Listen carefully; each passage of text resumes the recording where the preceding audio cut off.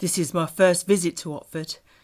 Actually, it's the first time I've really travelled very far from my home on the southern side of the River Thames. The South Bank Stews, they call it. Not very pretty, but it's where I was born and brought up. Wilf Tanner, they call me. I help a carpenter. Not as an apprentice, although I might hope to be apprentice one day, but just as an assistant. So, what am I doing here? My master was ordered to go and work on a project to build a palace, and he took me along with him. Well, I've seen some palaces along the Thames, but this was nothing like any of them.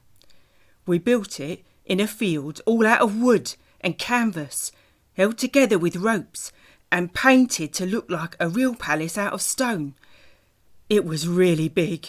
Each side was over 100 yards long, with rooms on either side of a large courtyard. I was told that all the rooms that would have been in a real palace were there.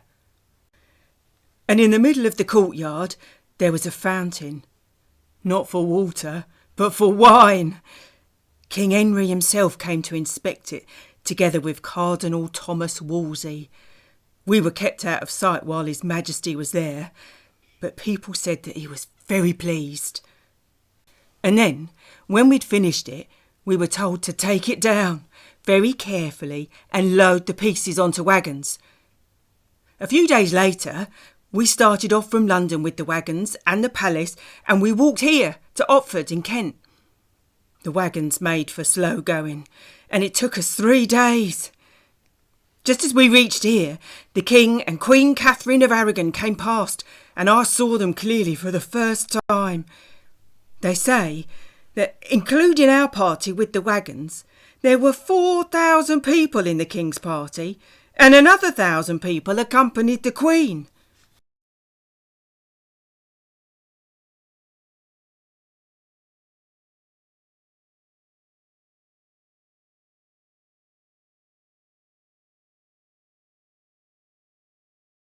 I was fortunate because I could sleep under the wagon. I've no idea where all those other people slept, or how they were fed and given ale. Otford's only a little village with perhaps a few hundred people at most. They all look quite bewildered. My master tells me that we'll be on our way again tomorrow. Another few days, and then across the sea to France. What an adventure! This palace, made of wood and painted canvas, was taken by Henry VIII for his meeting with King Francois I of France at the Field of the Cloth of Gold in June 1520. The King and Queen, their retinues, and the palace on its wagons crossed the Channel to finally reach Guines just outside Calais, which, at the time, was owned by the English.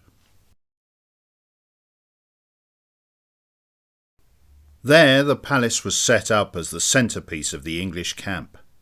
Here Henry entertained Francois as each monarch attempted to outdo the other in magnificence, jousting, and in sports.